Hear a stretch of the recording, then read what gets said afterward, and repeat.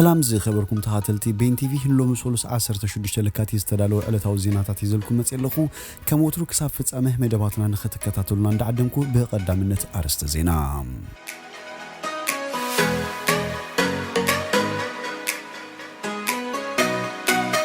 أبلال دك نستيو تجري زفت زلو صوتاو عمت أب أهوغراوي محبرسب قطع فتيرو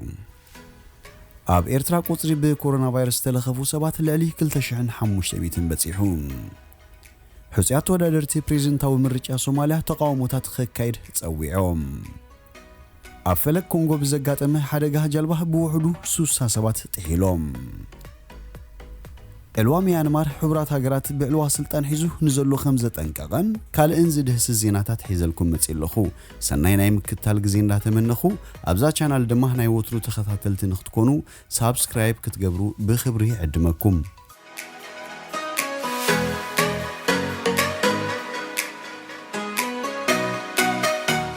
قبل إلدك نسيو تقراو تزفت أمزلو صوتاو عمت أب أهوغراو محبرسب قطع فتيرو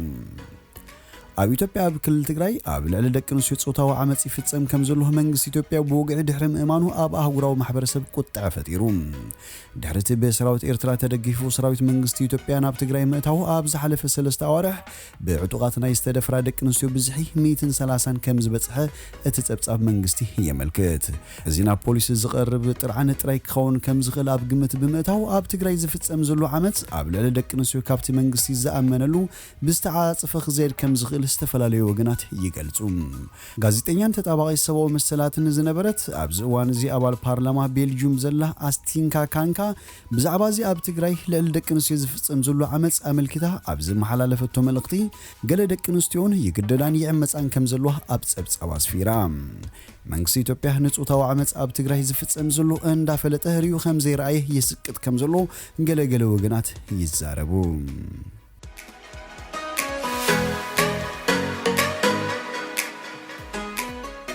أب إيرترا قصري بكورونا فيروس استلخفو سبات لعليه كل تشعن حموش يميتن بتصيحوم እቶም ትማሊ መርመራ ዝተገበሩሎም ዜጋታት ኣብ ዞባታት ደቡብ ማእከል አንሰባን ሰሜን ወቀየ ባህርን ኣብ ዝርከቡ መወሸቢህ ማእከላትን ኣብ ክፍሊ ተመላለስቲ ሕሙማትን ዝተረኸቡ እዮም እቶም 98 ኣብ ዞባ ደቡብ ኣብ ዝርከባ ከተማታት 38 ኣብ መንደፈራ 31 ኣብ ዓዲ ኋላ 10 ኣብ ማይ ምንህ 7 ኣብ ማይ ዓይኒ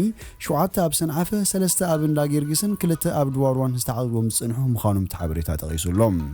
ኣብ እስመራውን 16 ኣብ መወሸቢ ማእከላት 13 ካልኦት ድማ ኣብ ክፍልታት تملالستي حومات ترخيبو معلوم أتوم استرفوخا 18 ኣብ መወሸቢ ማእከላት ከተማ ከረን ሓደ ድማ ኣብ ወደባዊት ከተማ ባጽሕ ተረኺቦም ይርከቡም ካልኦት 86 ሓውዮም ካብ ሆስፒታላት ተፋንዮም ምህላዎም እቲ ሚኒስትሪ ሓቢሩሎም እቲ መግለጺ ብዛዕባ ዝግበር ዘሎ መምርሒታት ይኹን ውጥን ክታበት ዝሃቦ ዝርዝራዊ ሓበሬታ የለን ክሳብ ሎሚ ኣብቲ ሃገር 2566 ተለኺፎም 7 ድማ ሞይቶም ኣለዉ ካብ መወዳእታ ናይ ዝሓለፈ ዓመት ጀሚሩ ለብኢህ ናይቲ ለበዳ እናናሃረ ይኸይድ ከም ዘሎ ቁጽሪ መልከፍቲ የነጽር كم سعبين ودمهنتي أب كل زوباتات تزرق حزلو لبدا نمكتا أب موداتا ورحت حساس لعلواي حي لأمامنتي أب ورحي ميازيهن فلما أوان استعوج عصوا مليسو زترر ممرحي أوزيم اتعصوا بستفلالوي كوابيتات كبير محبر قطبا وكلولا واسعو مهلاوي فلات كسابلومي أبياتو تمرسي تعاتيو نقداويه برراتن حزباو مقوعزيان مدرن تقواليتو ميركبوم نقداوت كالاتون بزعباتو مسارتاو نقرات زشتو تعاتيوم كمزلوي فلات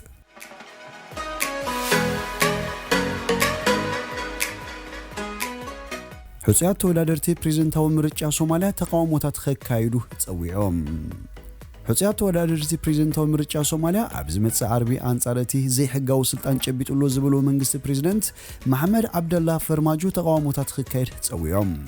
بريزنت صوماليا نبر الشيخ شريف الشيخ أحمد نتوم كالوت حسيات تولادر توكيلو أبزهاو منجلتي منجستي بايتون بريزنتاو مرجع خدالو كم زفشله قليسوم أب صوماليا أبز حلف سمون ككاير زنبرو بريزنتاون بايتو أون مرجعات زي مكيادم أب تهاجر بوليتيكا وكلولاو فتيرو يركب المسلطان بريزنت محمد عبد الله فرماجو أبز حلف سمون استودو خوينو كمون تهاجر أب تحساس كلتشن إسران كتكايرو زنبرا مرجع ختتجبر أي كالتن أب تهاجر بايتو هاجر كيتمر ዝተመረጸ ፕሬዝደንታዊ ምርጫ ከተካየድ አጸጋሚ ከም ዝኾነ ይግለጽ። እቶም ሕጽያት ተወዳደርቲ ፕሬዝደንታዊ ምርጫ ሶማሊያ ነበርቲ መቋዲሾ አንጻርቲ ዘይሕጋዊ መንግስቲ ተቃውሞኦም ከስምዑ ጸዊዖም ኣለዉ። እንተኾነ ግን ኣብታ ከተማ ሕግን ስርዓትን ውሑስ ብዘይ ምዃኑ ብዙሓት ሰባት ሰላማዊ ሰልፊ ክወጽኦም ዝብል ግምት ከም ዘየለ ተንተንቲ ይሕብሩ። ዝሓለፈ ሰሙን ሰራዊት መንግስቲ ካፕቴን ካላይ እብረ ክወዳደር ዝነበሩ ፕሬዝደንት መሐመድ አብዱላሂ ፋርማጆ ትዕዛዝ ከይቅበሉ ተቃውሞታት ፖለቲከኛታት ጸዊዖም ነይሮም። መራሕቲ ሶማልያ ፕሬዝደንታዊ ምርጫ ሃገር መዓስ ከም ዝካየድ ገና ኣይተሰማምዑን ዘለዉ። ውድብ ሕቡራት ሃገራት ግን ኣብ መንጎ መራሕቲ ሶማልያ ዘተ ክካየድ ጸዊዑሎም። ኣብ ዝሓለፈ ዓመት ኣብታ ሃገር ክሳብ ንስልጣን ዝትክእ ዝርከብ ናይ ስልጣን ሃጓፍ ከይፍጠር ባይቶ ሃገር ፕሬዝደንትን ስልጣኖም ክቕጽሉ ዘፍቅድ ውሳነ ብባይቶት ሃገር ጸዲቑ ነይሩ። እቲ ሃገር ኣብ ታሕሳስ 2020 ባይቶኣዊ ምርጫ ከተካይድ ነይርዋ። እንተኾነ በሰንኪ ኣብ መንጎ ፌደራላዊ መንግስትን ዞባዊ ኣማሓደርትን ብዝተፈጠረ ምሰሓብ ክካየድ ኣይተኻእለን።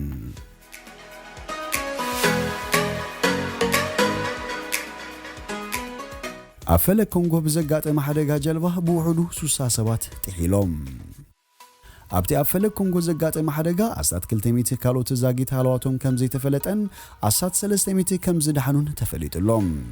እታ ብለይቲ ትጓዓዝ ዝነበረት ጃልባ ኣብ ከባቢ ርእሰ ከተማ ኪንሻሳ ምስ ከውሒ ብምግጫዋዩ እቲ ሓደጋ ሲዒቡ።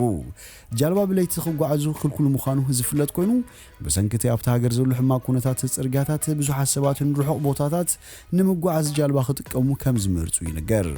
ሚኒስትር ሰብኣዊ ጉዳያት እታ ሃገር ስቲቭ ቢካዮ ኣብ ዝሃቦ ቃል እታ ጃልባ ልዕሊ ዓቕማ ተጻዒና ምንባራን ካብ ሕጊ ወጻኢ ብለይቲ ትጓዓዝ ከም ዝነበረትን ዝገልጽ ሓበሬታ ከም ዝበጽሖ ተዛሪቡ። እዞም ምኽንያታት ጠንቂ ናይቲ ሞት 60 ሰባት ዝሰዓበ ሓደጋ እዮም። ክሳብ ሕጂ 300 ከነድሕን ክኢላ ኣለና። ነቶም ካልኦት ንምርካብን ናይ ህይወት ኣድሕን ጻዕርታት ይቕጽል ኣሎ ኢሉ ሓደ ኣፈኛ ዞባዊ መንግስቲ ብወገኑ ኣብ ዝሃቦ ሓበሬታ እታ ጃልባ ብሰንበት ሰዓት 8 ናይ ምሸት እቲ ሓደጋ ኣጋጢምዋ ክብል ተዛሪቡ። ነበርቲ ናይቲ ከባቢ ሬሳታት ኣብቲ ፈለግ ጸንበለል ይብሉ ኣለዉ ኢሎም ነጊሮምና ክብል ቻርልስ ቡታሙንቱ ንኣገልግሎት ዜና AFP ጠቒሱ። እታ ካብ ርእሰ ከተማ ኪንሻሳ ዝተበገሰት ጃልባ ናብታ ኣስታት 700 ኪሎ ሜትር ርሕቓ እትርከብ ርእሰ ከተማ ኣውራጃ ኢኳቶር ትጓዓዝ ከም ዝነበረት እቲ ኣገልግሎት ዜና ሓቢሩ። ኣብታ ሃገር ከምዚ ዓይነት ናይ ጃልባ ሓደጋታት ብቐጻሊ ከጋጥሙ ምጽንሖም ዝፍለጥ ኮይኑ መብዛሕትኡ እዋን ዋላ እኳ መብዛሕትኦም ክሕምሱ ዘይክእሉ እንተኾኑ እቶም ተጻዋዊጦም ዝስቀሉ ተጓዓዝቲ ናይ ድሕነት ጃኬት ኣይወሃቡምን እዩ። ኣብ ዝሓለፈ መያዝያ ኣብ ቀላይ ኪቩ ኣብ ዘጋጠመ ክልተ ተመሳሳሊ ሓደጋታት 167 ሰባት ምማቶም ይዝከር። ድሕረቲ ሓደጋ ፕሬዝደንት ፌሊክስ ቺሴኬዲ ናይ ድሕነት ጃኬት ኣብ ተንጀላቡ ግድነት ክኸውን ኣዚዙ ነይሩ። ይኹን እምበር ክንደይ ካብዚኦም እዚ ናይ ሎሚ ሓደጋ ዘጋጠሙ ሰባት እቲ ጃኬት ተዋሂቦም ነይሩ ኣይተፈለጠን።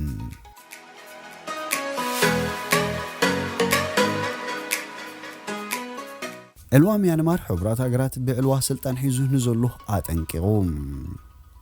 ሕቡራት ሃገራት ነቲ ኣብ ሚያንማር ብዕልዋ ስልጣን ሒዙ ዘሎ ሰራዊት ነቲ ዝካየድ ዘሎ ተቃውሞታት ንምዕፋን ጭካነ ዝመልኦ ስጉምቲ እንተወሲዱ ብርቱዕ ሳዕቤናት ከም ዘስዕብ ኣጠንቂቖም። ፍልይቲ ልእኽቲ ሕቡራት ሃገራት ክሪስቲን ሽራነር ባርግነር ሰባት ብሰላማዊ መንገዲ ናይ ምውዳፍ መሰሎም ክኽበር ኣለዎ ኢላ። ኣብቲ ሃገር ንክልተ መዓልቲ ተቋሪጹ ጽንሐ ኢንተርኔት ሰሎስ ንጎ ተመሊሱ ይርከብ። እቲ ካብ ለካቲት ሓደ ጀሚሩ ስልጣን ሒዙ ዘሎ ወታደራዊ ተቃውሞታት ንምዕባስ ኢንተርኔት በተደጋጋሚ ግዜ ከም ዘቋረጸ ይፍለጥ። ክሪስቲን ሽራነር ነቲ መጠንቀቕታ ዛበት ብሶኒ ምስ ምክትል ኣዛዚቲ ሶዊን ብሶኒ ኣብ ዝገበረቶ ናይ ቴሌፎን ዝርዝር ምዃኑ ሓደ ኣፈኛ ሕቡራት ሃገራት ሓቢሩ። ምቁራጽ ኣገልግሎት ኢንተርኔት ቀንዲ ዲሞክራሲያዊ መትከላት ዘዳኽም ምዃኑ እታ ፍልይቲ ልእኽቲ ኣዘኻኺራ። ሰራዊት ሚያንማር ነቲ ብዲሞክራሲያዊ መንገዲ ዝተመረጸ መንግስቲ ብምእላይ ስልጣን ድሕሪ መሓዙ ህዝቢ በተደጋጋሚ ተቃውሞ ይስምዓሎም። እቲ ሰራዊት ኣብቲ ዝተኻየደ ምርጫ ስርቂ ከም ተፈጸመ ብምኽሳስ ብዲሞክራሲያዊ ጎስጓስ ነትፍለጥ አንሳን ሱቺ እትርከቦም ሰበስልጣን ኣብ ቀይዲ ኣእትዮም ይርከብ። እንተኾነ ግና ነቲ ዘቕረቦ ክሲ ዝኾነ መርትዖ ኣየቐረበን። ሰልፈኛታት ሶሉሱን ኣብ ከምያንጋን ማንዳላይን ዝኣመሰላ ከተማታት አንጊሆም ናብ ጎደናታት ወፂኦም ይርከቡ። በመሰረተ ጸብጻብ ሮይተርስ ብሰንከቲ ተቃውሞታት ኣብ መንጎ ከተማታት ያንጎንን ማወላውያንን ኣገልግሎት ባቡር ተቋሪጹሎም። ብዙሕ ሰልፈኛታት ምስ ናይ ዝሓለፈ ሰሙን ክወዳደር ከሎ ግና ዝወሓደ ምዃኑ ይግለጽ። እቲ ሰራዊት ኣብ ልዕሊ እቶም ተቃወምቲ ተሪር ስጉምቲ ክወስድ ምዃኑ ኣጠንቂቑ እዩ እቲ ሰራዊት ኣብ ዝውፅኦ መግለጺ ሓይልታት ጸጥታ ስርሖም ከይፍጽሙ ዝዕንቅፉ ሰባት ክሳብ 20 ዓመት ክእሰሩ ከም ዝኽእሉን እቶም ኣብ ልዕሊ ህዝቢ ፍርሕን ናዕብን ዘሳውሩን ካብ 3 ክሳብ 7 ዓመት ክእሰሩ ከም ዝኽእሉ ኣፍሊጡ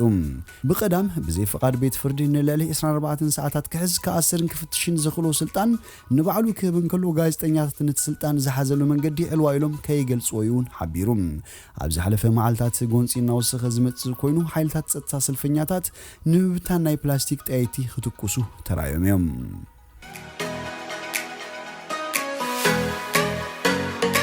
ዝኸበርኩም ተኸታተልቲ ቤን ቲቪ ንሎሚ ዝበልናዮ መሰናዶና ኣብዚ ወዲና ኣለና ምሳና ስለ ዝጸናሕኩም ብልቢ ነመስግን ሰናይ ንዓኹም